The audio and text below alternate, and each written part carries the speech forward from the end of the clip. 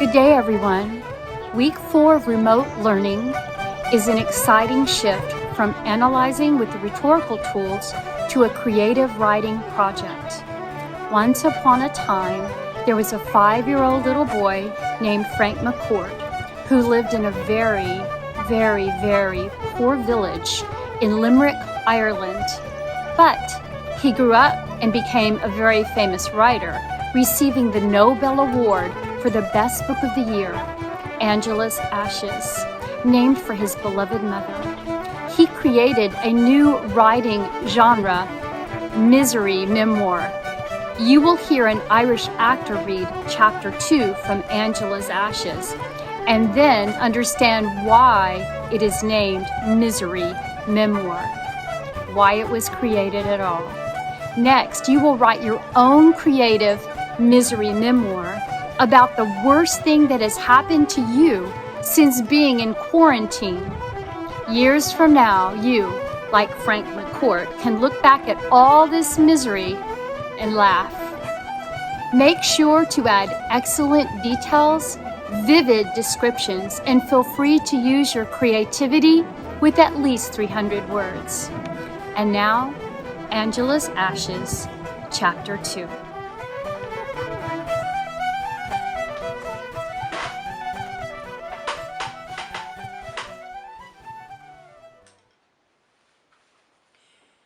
This is a reading from Angela's Ashes by Frank McCourt.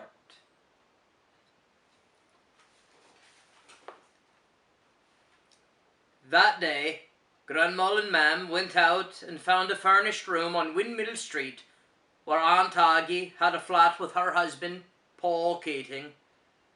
Grandma paid the rent, 10 shillings for 2 weeks.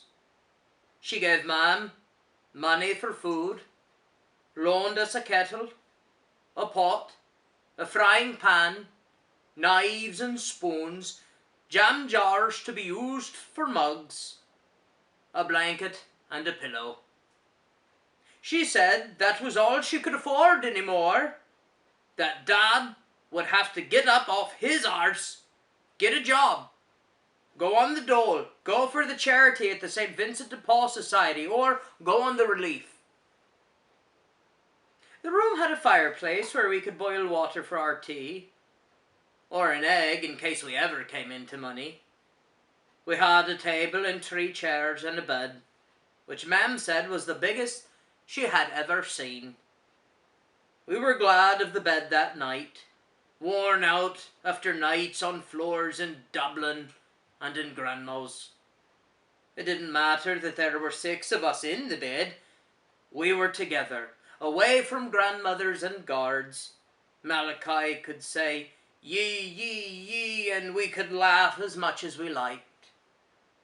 Dad and Mam lay at the head of the bed, Malachi and I at the bottom, the twins wherever they could find comfort.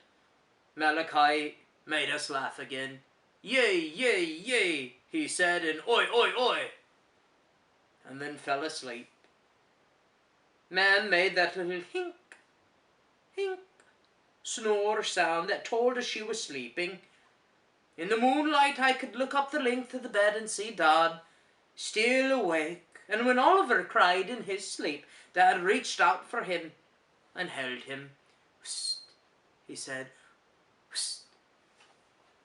Then Eugene sat up, screaming, tearing at himself. "Ah, Mummy, Mummy." Dad sat up. What's up, son?"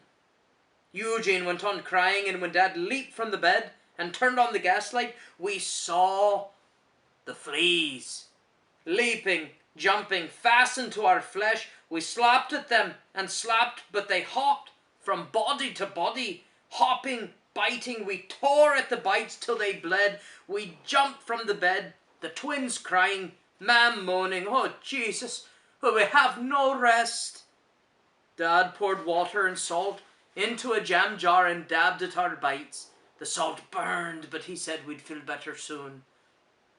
Mam sat by the fireplace with the twins on her lap. Dad pulled on his trousers and dragged the mattress off the bed and out to the street. He filled the kettle and the pot with water, stood the mattress against the wall, pounded it with a shoe, told me to keep pouring water on the ground to drown the fleas dropping there. The Limerick moon was so bright, I could see bits of it shimmering in the water, and I wanted to scoop up moon bits. But how could I with the fleas leaping on my legs? Dad kept pounding with the shoe, and I had to run back through the house to the backyard tap for more water in the kettle and the pot. Mam said, "Look at you. Your shoes are drenched, and you'll catch your death, and your father will surely get the pneumonia without a shoe to his foot." A man on a bicycle stopped and wanted to know why Dad was beating that mattress. "Mother o' God," he said, "I never heard such a cure for fleas. Do you know that if a man could jump like a flea, one leap would take him halfway to the moon? The thing to do is this: when you go back inside with that mattress, stick it on the bed upside down, and that will confuse the little buggers. They won't know where they are, and they'll be biting the mattress or each other, which is the best cure of all. After they bite the human being, they have the frenzy, you know, for there are other fleas around them that also bit the human being, and the smell of the blood is too much for them, and they go out of their minds. They're a right bloody torment, and I should know, for didn't I grow up in Limerick, down in the Irish town, and the fleas there were so plentiful and forward they'd sit on the toe of your boot and discuss Ireland's woeful history with you. It is said that there were no fleas in ancient Ireland, that they were brought in by the English to drive us out of our wits entirely, and I wouldn't put it past the English.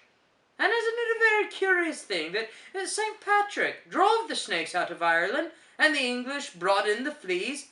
For centuries Ireland was a lovely, peaceful place. Snakes gone, not a flea to be found. You could stroll the 4 green fields of Ireland without fear of snakes and have a good night's sleep with no fleas to bother you. Them snakes were doing no harm. They wouldn't bother you unless you cornered them.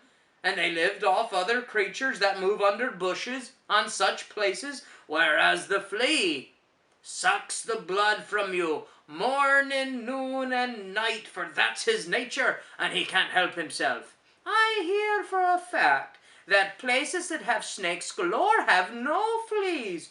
Arizona, for instance. You're forever hearing about the snakes of Arizona, but when did you ever hear of fleas in Arizona? Well, good luck to you. I have to be careful standing here, for if one of them gets on my clothes, I might as well invite his whole family home. They multiply faster than Hindus. Dad said, "You wouldn't by any chance have a cigarette, would you?" "A cigarette? Oh, sure, of course. Here you are. Aren't I nearly destroyed from the fags myself? The old hacking cough, you know, so powerful it nearly knocks me off the bicycle. I can feel that cough stirring in me solar plexus and working its way up through me entrails till the next thing it takes off the top o' me head." He struck a match on the box, lit a cigarette for himself, and held out the match for Dad. "Of course," he said, "you're bound to have the cough when you live in Limerick, because this is the capital city of the weak chest, and the weak chest leads to the consumption. If all the people that had consumption in Limerick were to die, this would be a ghost town. Though I don't have the consumption myself. No, this cough was a present from the Germans." He paused, puffed on his cigarette, and struggled with a cough. Be Jesus, excuse the language, but the fags will get me in the end. Well, I'll leave you now to the mattress. And remember what I told you. Confuse the little buggers. He wobbled away on his bicycle, the cigarette dangling from his mouth, the cough racking his body. Dad said, "Limerick men talk too much. Come on, We'll put this mattress back and see if there's any sleep in this night.